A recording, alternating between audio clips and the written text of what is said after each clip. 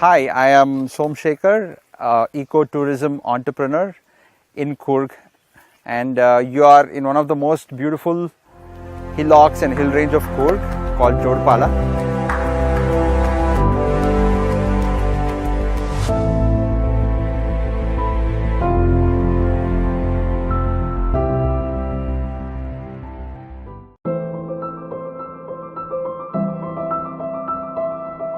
I was also working in the IT, and I decided one fine day that I was not liking what I was doing with my job. It was just the money part that was coming in and your food coupons coming in that kept you going on.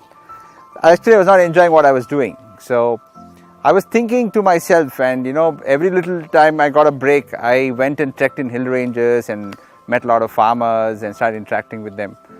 So I started thinking to myself, what is that I can do and I don't relate it to the time? In the sense, what are the things, where I enjoy doing so much that I lose the track of time? Gardening and farming. These are the things that, I thought of I should venture out before it's too late.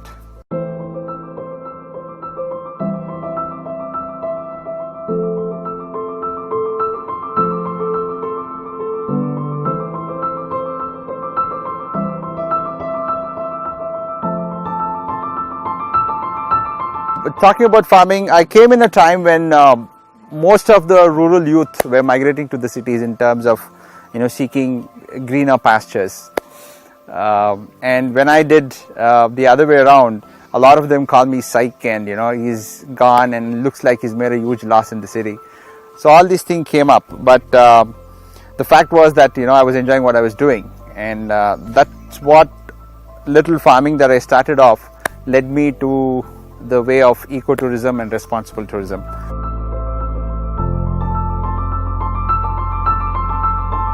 Let me just introduce you about this place. This is one of the very few areas left in Coorg district where you can see semi-tropical rainforests coexisting with the coffee and the other commercial plantations down the hill. One of the most beautiful aspects of this particular hill range is you can see the beautiful southwest monsoon cutting through these hills, and that's one of the rare phenomenon where you could see like 3/4 of the hill is covered with the clouds, and the above is like when you trek up the hill you can see the ocean of clouds below you. This is one of the few places that you could see that in Coorg.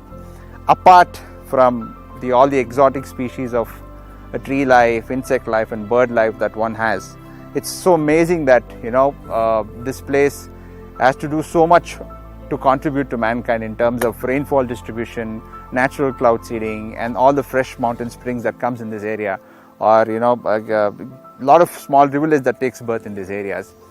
It's quite amazing, and it's quite fortunate for us to having witnessed somebody who's been coexisting without damaging these so-called semi-tropical rainforests, and yet having a meaningful life.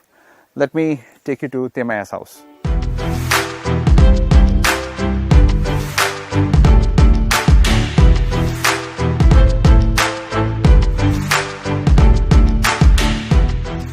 Here you are at Temaya's house.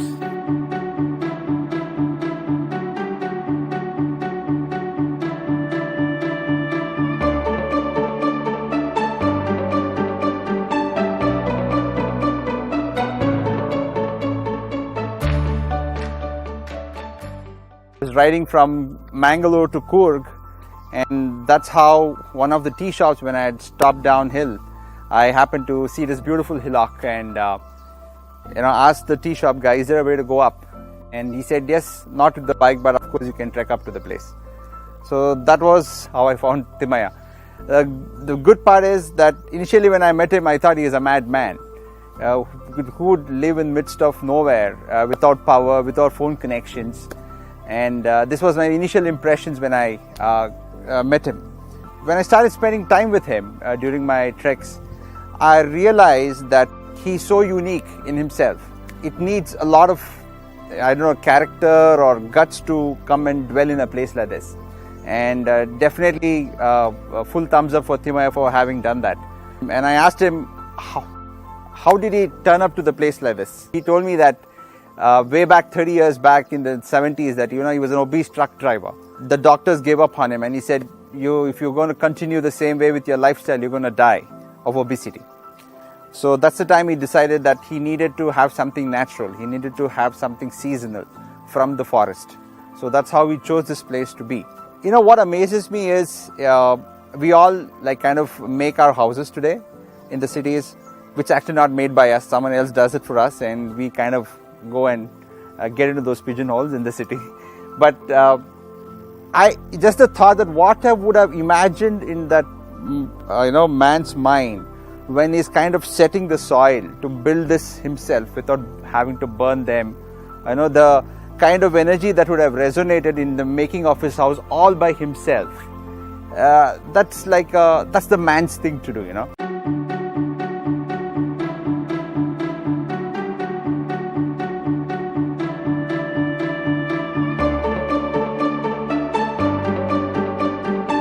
May not appeal much what you're seeing, but there's so much of thing that has gone into making of this. When I say, this house is made all by himself, bit by bit, and, with his own hands, maybe with the help of your fellow friends and neighbors, you can see the walls are unfinished, and you can look at this pillar, it's not carved or, in a particular shape. It's kind of getting cut already. It's kind of getting seasoned naturally. And this, the place where he sits, the smear, it's the smearing of the cow dung on it, dry cow dung powder on it. He made this house not for, in comparison to not somebody else's house. He made this house for himself. He made this house for a purposeful to make sure it can take the harshness of weather conditions in this area.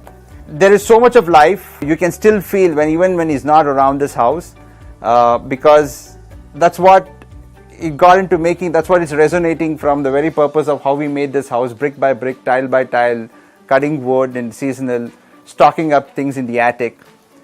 So the entire thing revolved to basic things of what is required or needed for the life to survive in this area. There's no show off. The best part with what amazed me about this man was he believed in no currency system. He believed in bartering. So because that didn't mean anything much to him. He used to look up to the sky and tell me the time. He didn't have a watch at his home. That was something amazing to me.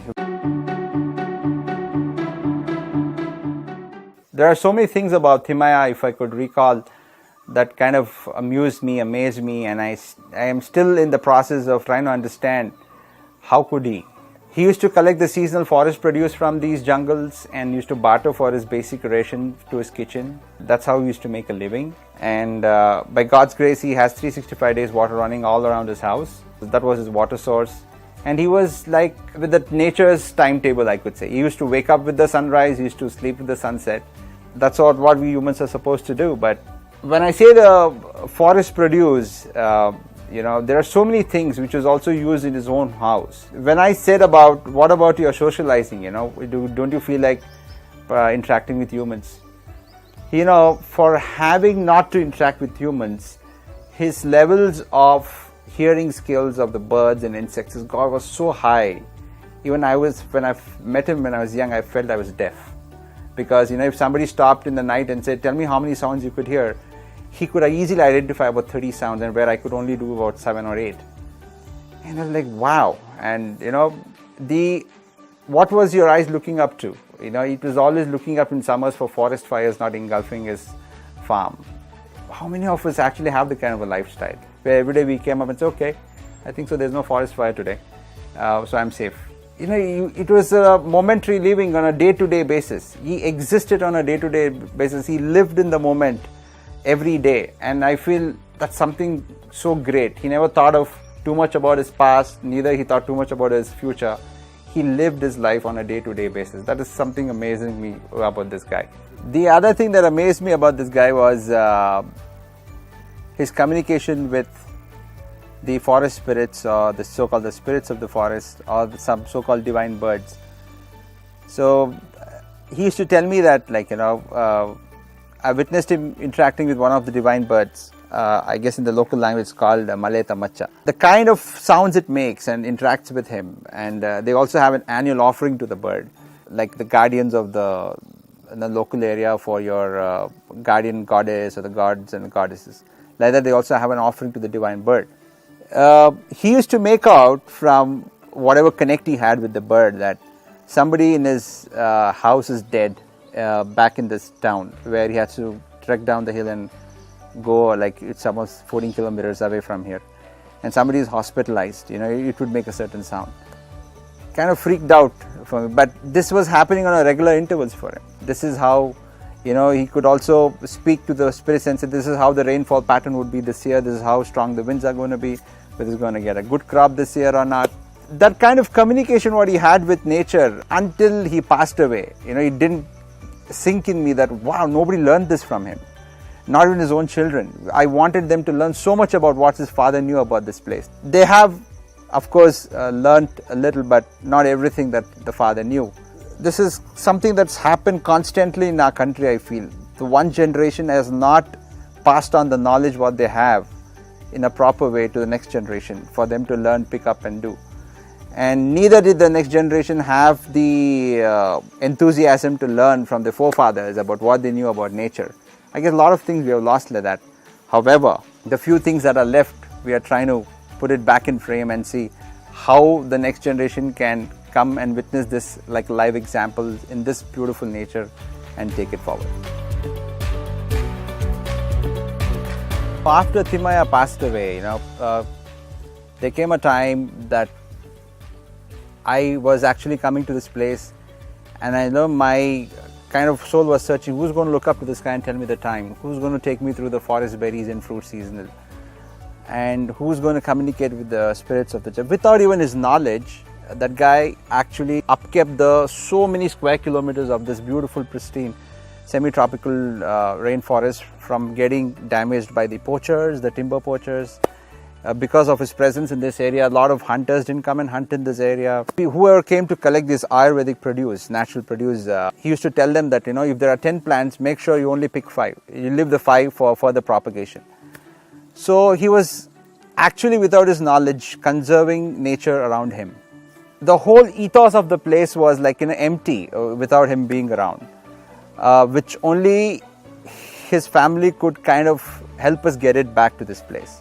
So that kind of triggered my mind. If we don't do anything with this place, the whole essence of whatever Thimmaiah was, whatever morals we could learn from him about nature or responsibility of every human being towards nature, we'll all lose it, in portions.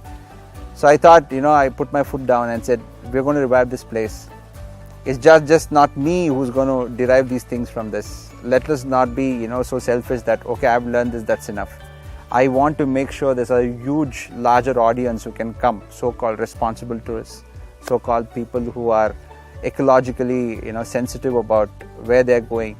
When they spend money on the vacation, I want them to make them realize that they're contributing to the local ecology, local, the areas where they're coming and spending their vacation, to the local people, to their traditions, to their culture. This is what I wanted to kind of get back to this area. Ecotourism and responsible way of promoting this place was the only way out to make sure there are more footprints, responsible human beings who can come, derive and spread this word around. Equally, even if it fills in a little bit of essence in them, I'm sure they're going to go back to their places and they're going to work in similar lines, something to derive out of this beautiful, pristine place.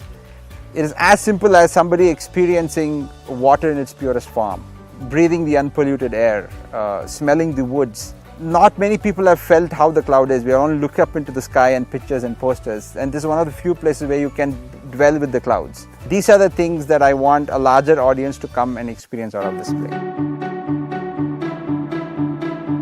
When we decided to make this place revive Thimmaiah's ethos in this place, his 2 sons Shivu and Kishu, they were out in the town in search of greener pastures in the town life. So we told them, you have to be back on your father's land. It will not be fair on us that, having brought them back, we've weaved a very beautiful, I could say, a concept between tourism and organic farming at this place. This will also be a very good example for all the local youth who wants, with their small little farms what they have, go in search of a brighter so-called greener pastures out there in the city. These guys are going to set a very good example, like my soldiers, in taking their father's essence of livelihood and ethos of this place. The idea of growing species that can coexist with the native flora and fauna is making sure that all the olden trees, the semi-tropical rainforest trees, are upkept in this area. It's holding on to soils in very steep slopes, and if we cut down, we are paving. It's like somebody putting axe to your own leg. It's like digging our own grave. It's just a matter of time. The amount of soil holding that the trees are doing in this area is phenomenal. I can show you live examples where people have cut trees and paved way for plantations, and people where they have not cut trees and paved way for plantation. It's like before and after. You speak to somebody who is like 80-year-old in a village, and he says, "Sir, I used to see this stream, that brook here. It was so much of shade, so much of birds. Now what happened? You cut trees and paved way for your commercial plantation. The water levels have depleted. The cloud seeding trees have gone. So there's less rainfall in that area." So we are like digging our own grave, and without even, it's being ignorant. It's not like without having not known. It's like being ignorant for the purpose of short-term benefit. So I think so that's one of the biggest things that we could probably change the entire area's thinking of how to coexist with the trees here, how to coexist with the local birds and insects here, yet have a formula for having a meaningful life in terms of putting organic agriculture together with your ecotourism. There is a merging of a lot of elements, like as I mentioned before, we want to make structure as light as possible yet agile, like how the car industry shifted from steel to aluminium, like that. So similarly, we want to use the treated bamboo, the local cane that's available in and around this farm, and treat it the right way and put it. We want to use all the materials as natural as possible, like the beds made out of coconut foil, out of the coir. We intend to use solar powered lights. Prima facie, now that we have fantastic LEDs with a very less wattage that can run for longer hours, we want to make sure we harness solar as much as possible. We also have the water turbines that will be up running 365 days, because we are blessed with fresh mountain spring all around the year. We want to make sure the clients walking in will have a feeling that they should conserve only what is needed. Nothing we want to serve in excess, because of the fact that when you go back to your urban dwellings, there is absolutely one part of your brain shuts off, that where this electricity is coming from, where this water source is coming from. At least here, when they know this is the amount of energy that goes into tapping them and making use and conserving them for the next generation, there'll be some sense of responsibility. Like a lot of youth in this area will not migrate later on if they adapt similar ways of structuring their small farms in the hills. One of the biggest question mark to today's world is, let me tell you a small example. When I used to go shopping with my grandmother to the local market, I used to get certain vegetables in certain seasons, and I used to see certain fruits in certain seasons. It's no more the case. Now it's all decked up. We are wasting a lot of money on shipping something that's grown across the globe on the other side. They're witnessing a different season, trying to ship it all the way through air to make sure it's available on your shelf. So we are going in a very unscientific way of consuming things which is not seasonal, which not nature has given to you. So in that way, in that context, we want to grow whatever is seasonal to this area. In fact, our area of interaction will have a seed bank where we're going to locally source and preserve all the local varieties of seeds of vegetables, greens and the fruits in this area. We're going to invite people so that they can take it back and propagate in their own farms. So that's one of the things that we have to do here, and we will give the idea a pause and just think how much effort is gone in making that food that is on your plate. The love that is gone, the ingredients that has been picked, the love that has gone to growing them in an organic way. All these things, I want the people to get into that frame, which people have lost, because people today eat food by watching TV, people today eat food by watching telephones, people today, they're doing all multitasking. People are eating while they're driving. It should not be so. We have such a divine source of energy, so-called prana in us. We need to upkeep this by what nature will give us naturally, not what you can mend the way you want. We are just trying to be as natural as possible that way. Not many people know that the entire economy of Coorg is actually based on coffee production. One of the key elements in Timaya's property is shade-loving coffee. And this is one of the rarest coffee that is grown under some of the rarest species of Western Ghats. I mean, it is the tree life. Not many people know that 95% of the world consumes coffee that is dead. When I say dead, it doesn't mean that it is harmful, but the coffee, not many people know again that coffee dies within 8 to 10 days after roasting.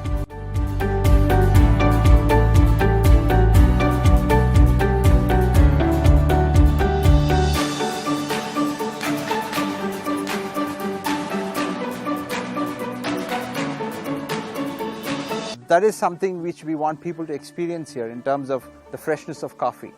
The fresh brewed coffee that's going to be served for them with jaggery, not sugar. One of the beautiful ideas about this property is there are so many different varieties of trees under which the coffee is grown that it kind of assimilates the characters of those trees. Like the one you have, like a huge tree there, the coffee grown in Areca will have a different fruity notes. The coffee grown under this beautiful huge tree will have a unique flavor. So these fruity notes are very unique to these areas. If I tell you there are coffee saplings under a Rudraksh tree, imagine the number of Shiva followers. They're going to be like, wow, we're having coffee that is grown under a Rudraksh tree. So that's the kind of coffee, the quality coffee that we want to grow. Imagine that, you're having coffee every morning. And if I say, especially the ones who want to move towards non-violence and non-vegetarian food, banning all those stuff. If I tell you, because of you having this cup of coffee, you have displaced a lot of insect life, bird life and animal life, and that's how your coffee is being produced, there'll be a guilt in us, for having consumed that kind of coffee. So we don't want to do that. So we are coexisting with the other species of this part of Western Ghats and planting our coffee. Let's say normally on an industrial scale, there is so much of coffee planted cutting down trees.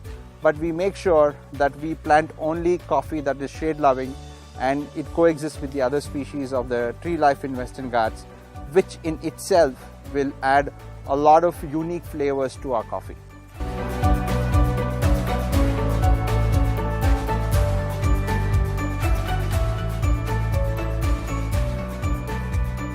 What you see in nature, something that you can, which you can always recall is food, and I'll vouch by it that, the kind of forest fresh ingredients we're going to use in this cooking, our own farm made and also grown on our own farm.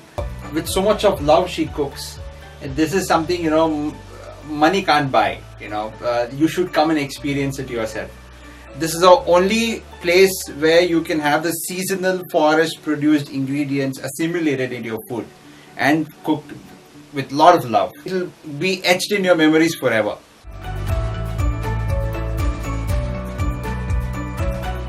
The whole intent is when they go back, even if they take measures of rectifying their leaking taps at homes, using water responsibly, like probably the soap water can be deviated back to the flush water.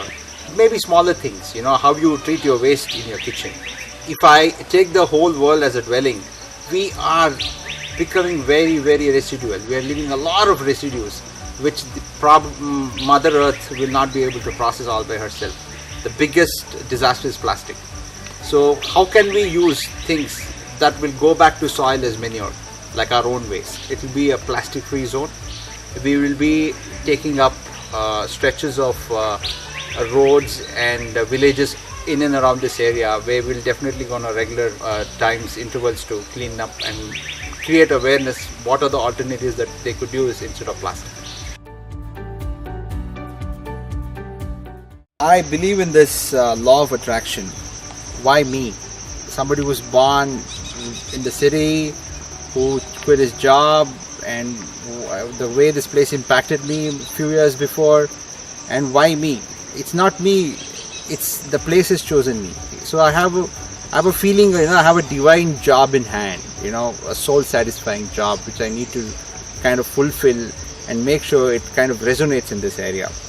There is a whole realm of possibilities that could happen here, but the way I'm conceiving this thing, and the way the nature has taught me in all these years of what are the possibilities here, by God's grace, it's like the feeling of the chosen one to having come here and make sure had a beautiful, responsible, soul satisfying project like the one we have taken up here. By God's grace, the entire team, Timaya and family, the workers, all the fellow partners are going to come and work with us and make sure this possibility will happen in this area. Something very divine which I can't sum up in words. And I hope the guests or the people who are going to come and experience this blissful place will also, experience what we are experiencing at this point of time. There's so much of excitement, so much of soulful feeling in this place. I hope this keeps on resonating for years to come by. We have all good intent to make sure, we bring up this place as responsible as possible, as eco-friendly as possible, setting benchmarks not only for ourselves, for the future generations ahead.